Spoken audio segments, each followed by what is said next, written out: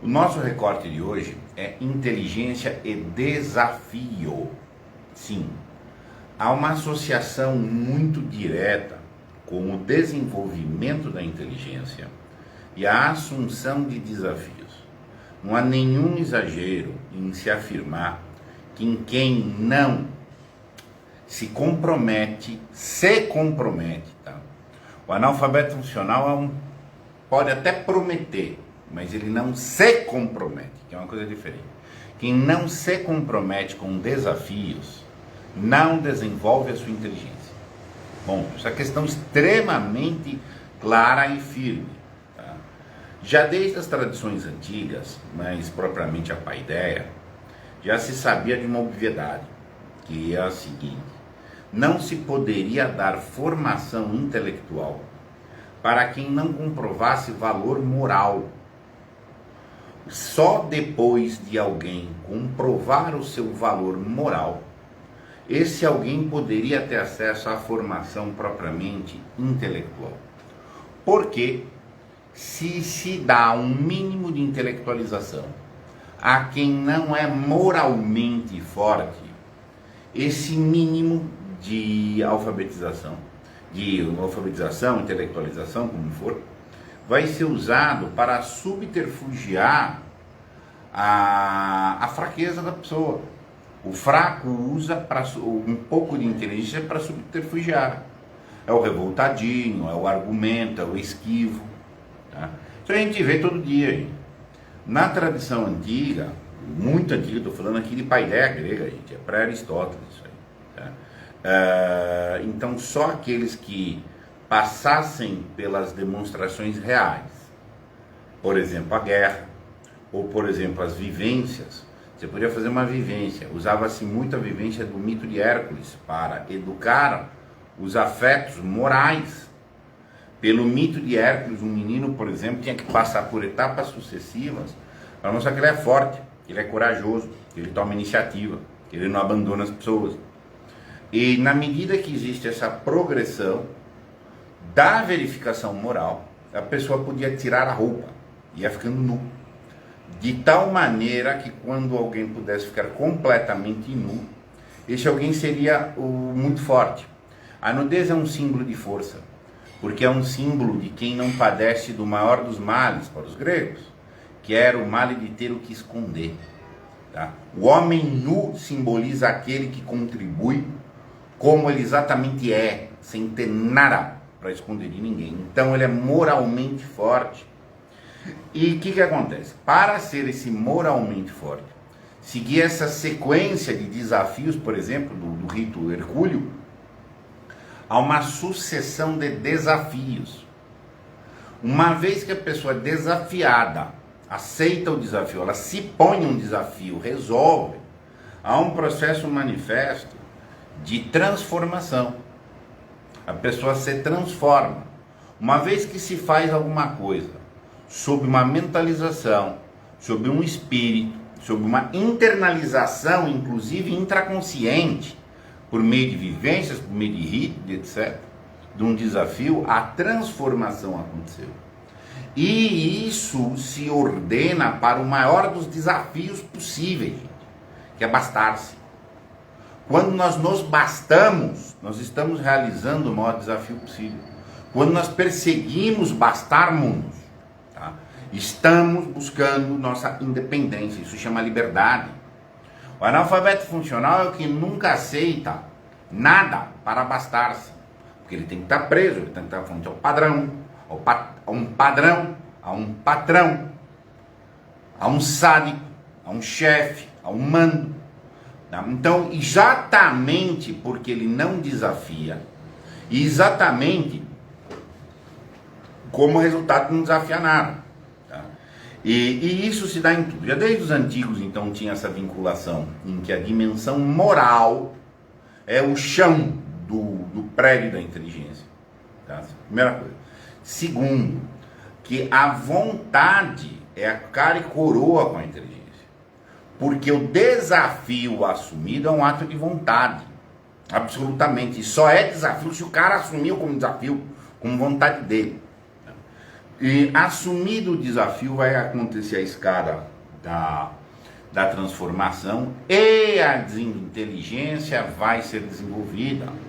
Por quê? Porque ela é o instrumento, ela é a ferramenta, ela é o valor que esse liberto precisa.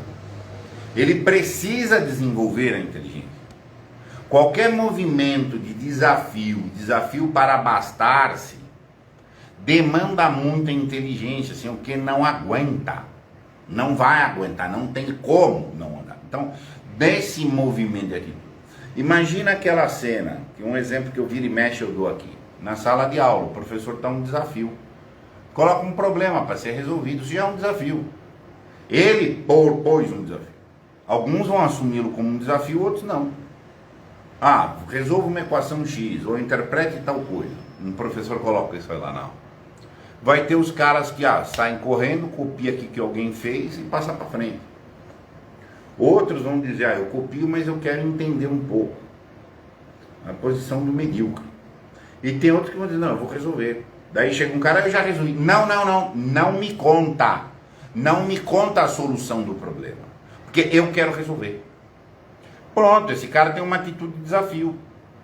É este cara, então somente é este cara, tá? Que a progressão é razoável de ser esperada. Só ele. Por quê? Porque ele assumiu a atitude. O outro pode até fazer, mas quando muito pega uma memória operacional, que depois que o cara dormir ele esquece, quando o desafio foi assumido, tem toda uma estrutura psíquica que no sono, no momento do sono, a mente vai filtrar e vai reter, vai jogar para um processo de memória de longo prazo aquilo que foi assumido como desafio, porque aquilo tem uma emoção de ira. Ira aqui não quer dizer rancor, quer dizer de força de vontade, de energia, tá? E isso é emocionalmente relevante. A ira como vontade, ira é constituinte da vontade, tá? Ela traz um maravilhamento emocional que a estrutura cerebral já vai perceber, de maneira que aquilo que vem como resultado do desafio fica assimilado, tá? Inclusive hoje já se sabe que essa assimilação decorre até da reconfiguração da rede neural cerebral, tá? De maneira que há essa apropriação desse saber e, portanto, a progressão poderá vir a ser o caso, donde aquele que aceita um desafio busca outro e busca outro, porque é próprio da dimensão espiritual a expansão. Do espírito, a regra, inteligência nesse sentido aqui é completamente uma dimensão espiritual, e é o princípio da abundância, vai querer mais. Por quê? Porque é o desafio. O coleguinha falou, nerd, tem dois nerdzinhos, um nerd falou e já descobriu, o outro não me conta, meu. Isso faz 100% da diferença. Aí o cara que não se põe os desafios, ele vai ter que aprender a administrar. Primeiro, ele vai ter uma progressão diminuída, ou vai ser burro mesmo. Essa questão, tem que ser em minhas palavras. Segundo, ele vai ter que administrar uma coisa totalmente comum, chama tédio. Tédio é um estado, uma disposição de quem não está desafiado. Está com tédio, está com enfado, faz primeira obrigação. Normalmente o cara já, essa coisa aqui vai ser meio difícil, tal, então ele só pega na superfície e vai levando e fica mais cansado, porque ele fica com tédio. Quando ele fala, pelo menos ele põe atenção, entende, assimila, etc. Quando ele trabalha no assunto ativamente, ele fica menos cansado. Por quê? Porque o tédio sai fora. Então, se não há o desafio, se não há a alocação ativa do esforço direcionado, por ato de vontade vem o tédio. Esse tédio normalmente pode cair numa apatia, ou ele pode ficar, que é o caso muito majoritário, ele pode ficar obnubilado, discreto, sob uma dispersão. Está todo mundo disperso hoje. A dispersão é uma resposta para o tédio é insuportável. O tédio, para ser superado, como é que você supera o tédio? Você põe um maravilhamento ao invés do tédio. Põe a ira, nesse sentido exato de ira como constituinte da vontade, não como rancor. E aí o que acontece? E pronto, você vai. Então o tédio é a queda na passividade. Tá? Então você tem que criar uma forma ativa, ou seja, a vontade ordenada mata toda e qualquer pretensão de tédio. Tá? E aí o que acontece? Agora, essa é a solução propriamente. Agora existe a solução porca. A solução porca fica disperso. Ei, sei, como é que é? Então, o consumismo, isso, aquilo, paga 10, 20, 30 assuntos. Então, é uma solução porca para o problema do tédio, garantidora da não progressão. Resolver um problema sem esforço é um desejo válido no mundo do trabalho, no mundo puramente prático. Eu preciso fazer uma operação no banco, preciso construir uma mesa, eu preciso fazer um negócio, é trabalho. Tá? Estou no mundo da eficácia. Quanto menos esforço eu fizer, melhor. Claro. É muito, muito, muito melhor. Quanto menos esforço eu fizer, porque eu vou ter mais tempo, porque eu vou ter mais eficácia, porque eu faço mais, etc. Agora, no mundo da educação, no mundo do aperfeiçoamento, a lógica é o oposto. A lógica é absolutamente o oposto. Escrever à mão é mais difícil, faz mais esforço que escrever no texto. Agora, um camarada que aprendeu a escrever à mão, que aprendeu caligrafia, que tem composição espacial no papel, toda a estrutura de atenção, toda a estrutura, os aparatos neurológicos que ele está usando, todo o ressaibo que vai ficar dessa atividade é muito grande. O Perluigi fala dos trabalhos que ele fez de pessoas que revisam textos escritos no texto ou em tela. O camarada que sabe escrever à mão, como ele tem alta performance no teclado, quando o cara que só trabalha no teclado não tem, via de regra inercial, essa mesma coisa. Então assim, é mais difícil? Mas dentro da dimensão da educação, do aperfeiçoamento, normalmente o mais difícil é o que gera mais efeitos.